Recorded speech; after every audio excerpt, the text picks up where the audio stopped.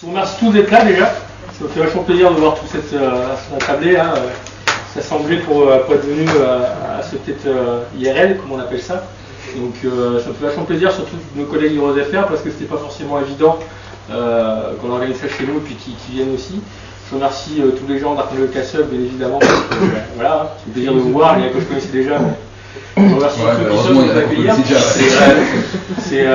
Honnêtement, moi quand je t'ai proposé, je ne m'attendais pas à ce que tu dises oui, honnêtement. Et puis ça m'a fait une belle surprise, et puis je suis content de pouvoir en faire un peu tout le monde. C'est vraiment... merci beaucoup.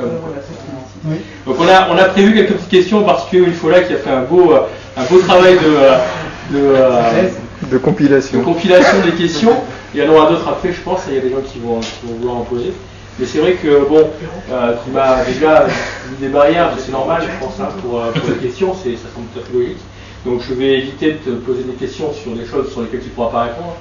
Hein, mais bon, je peux répondre quand même, mais c'est vrai que ça va pas être très intéressant comme ça. Tu poses quand même? Non, je ne peux pas. Je ferai des réponses lyriques à la fin. Vous voulez un exemple de prose lyrique?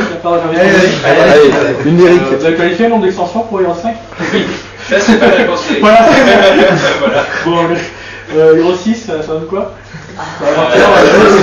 C'est pas une idée, c'est même pas dans les projets, tu en avais jamais parlé. C'est des choses auxquelles on pense, ouais. C'est des choses auxquelles on pense, mais bon, c'est. Oui. Ça n'a pas encore fini déjà. C'est comme Sarkozy pour la présidence. C'est pas si grave le matin. Encore à 7 ans. Je sais pas. C'était quoi ta première question? Donc, s'ils avaient planifié d'autres extensions pour. Ah oui, là tu donnes le nombre. Ouais, alors. C'est la réponse des mots maintenant. Non, parlons de 0.5 maintenant, je vais m'asseoir. Ça va si je m'assois? C'est toujours dans le cadre. Donc, première question, le mode Ghost ne semble pas très populaire. C'est vrai qu'on le voit en ligne, on le dit très peu. Il semble assez lourd. Est-ce que vous avez des retours à ce sujet-là? Des retours d'infos? Est-ce que vous avez, Alors, on a eu un retour qui était très intéressant, c'est par rapport au questionnaire qu'on a fait passer là, il y a un mois ou deux, je sais plus. C'était au début d'été. C'était au début d'été? Il y en a eu deux, je crois. Non, mais le questionnaire vraiment long. Avec plein de pins, je ne mettais pas sur Et donc là, on a vu pas mal de choses sur tout ce qui était l'utilisation du online, du multijoueur, qui ne nous a pas forcément surpris sur le principe, c'est-à-dire qu'effectivement, Heroes reste un jeu quand même avant tout solo. C'est-à-dire que les gens préfèrent jouer en solo avant tout, de toute façon. Et après, sur les différents types de jeux, types de modes multijoueurs, le seul qui ressortait à peu près beaucoup, c'était le Hotseat quand même. Et après, effectivement, tout ce qui était online, Ghost, etc. Même le mode duel, si le mode duel était relativement apprécié, mais les autres modes étaient quand même clairement en retrait. Mais ça, on s'attendait à ça, de toute façon, on a essayé de pousser, d'innover quelques modes multi comme le mode Ghost, mais on savait que ça n'allait pas révolutionner le type de gameplay de toute façon. Alors sur le mode Ghost plus précisément, donc c'était clairement un essai qui était, en fait, on a cherché, disons, pendant plus d'un an à résoudre le problème essentiel des jeux en tour par tour, qui est le temps d'attente, en fait, de faire quelque chose pendant le temps d'attente. Et on avait plein d'idées différentes qui ne collaient pas forcément ensemble. Et le mode Ghost était la réponse. J'ai l'impression de répéter des trucs que j'ai déjà dit dans 10 interviews, mais bon. C'était vraiment l'idée principale qui est ressortie pour correspondre à ce temps où en fait les autres jouent. Alors évidemment, c'est pas parfait, c'était pas quelque chose qui était très éprouvé, mais c'est quelque chose sur lequel on va retravailler et qui, à mon avis, voilà, parce qu'il y a deux questions, est-ce que vous comptez faire évoluer quoi? Ah oui, de toute façon, c'est clair. Enfin, je pense que c'est une bonne piste. Maintenant, il y a probablement des limitations. Il y a probablement des idées qui ne collent pas forcément. Est-ce que ça va être plutôt un mode en temps réel? Est-ce qu'il faut une limite de nombre de points? Tu vois, c'est des choses même sur lesquelles on discutait encore avec Nival avant la sortie. Donc voilà, c'est un mode qu'on doit raffiner et qu'on doit faire évoluer pour qu'il prenne vraiment son intérêt. Au sujet de Heroes 5, pour nous c'est un succès, en tout cas pour on l'a tous acheté. Pas tous, mais voilà, il y a pas mal acheté, mais est-ce que c'est un succès commercial réellement? Oui, je pense qu'on a atteint les objectifs qu'on s'était fixés en termes de volume.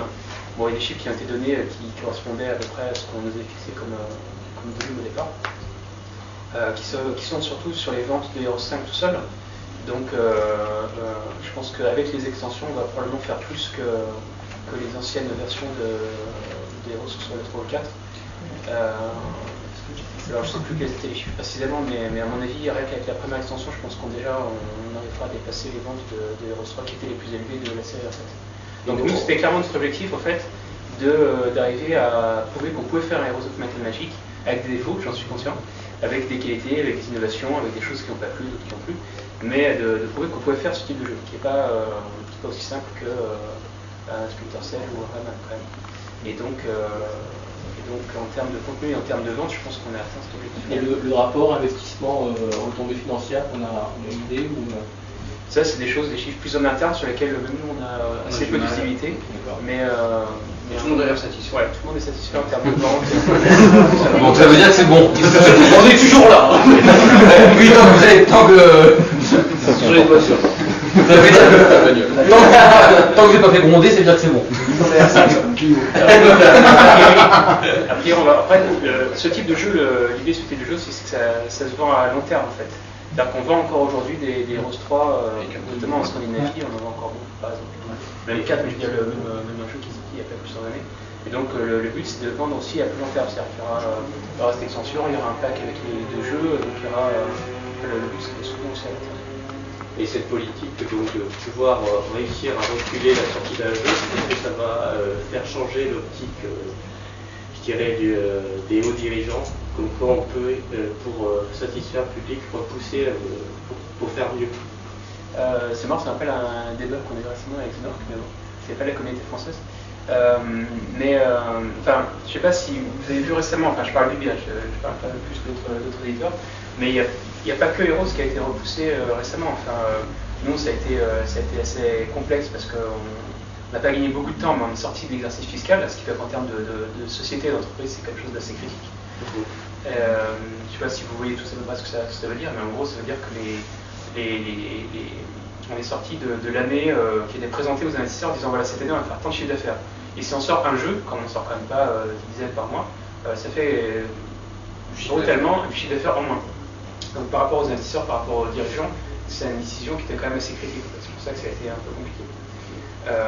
Mais on n'était pas le seul jeu à sortir à avoir eu ce délai en plus en fait. Splinter Cell 4. DA, il arrive, il a eu du retard aussi. Voilà, il a été décalé largement. Assassin's Creed qui devait sortir annuel aussi s'est décalé. Donc il y a quand même souvent, enfin de plus en plus je trouve, au moins 8, de latitude pour avoir du temps en plus quand on sent que ça va être utile. Et quel a été le réel poids de la communauté dans la décision le site, le Save Heroes a eu un impact. Oui, ça a été assez important. Je pense qu'il y a eu en gros, les quelques éléments qui ont fait qu'on a vraiment réussi à gagner du temps, ça a été ça. Ça a été la première place sur GameSpot au moment de la sortie du bêta-test, qui a aussi fait prendre conscience que oui, c'est un jeu qui peut avoir un impact en fait. C'est-à-dire que là, on en parlait avec Emmanuel quand on faisait la visite de Marceau, le fait d'être AAA ou pas, c'est aussi dans la tête des gens qui dirigent une boîte. C'est-à-dire de dire, est-ce que ce jeu-là va avoir un potentiel, est-ce qu'il va se vendre suffisamment, est-ce qu'il va avoir un impact pour la boîte, non seulement en termes de chiffre d'affaires, mais en termes d'image. Est-ce que ça va lui donner du temps en plus, de l'argent en plus, parce que du temps en plus, c'est pas du temps. Et est-ce qu'on investit en fait un peu plus sur ce projet-là? Ou est-ce que ça va être de l'argent perdu, avec l'argent qu'on aura déjà perdu avant? Enfin, c'est une décision qui n'est pas neutre en fait. Et en l'occurrence, je pense que c'est important qu'on ait pu l'avoir, qu'on ait eu des retombées derrière, c'est qu'on a eu plutôt des bonnes notes, en tout cas en Europe, et donc des ventes qui ont suivi, et qui a montré que oui, c'était une bonne décision d'avoir plus de temps.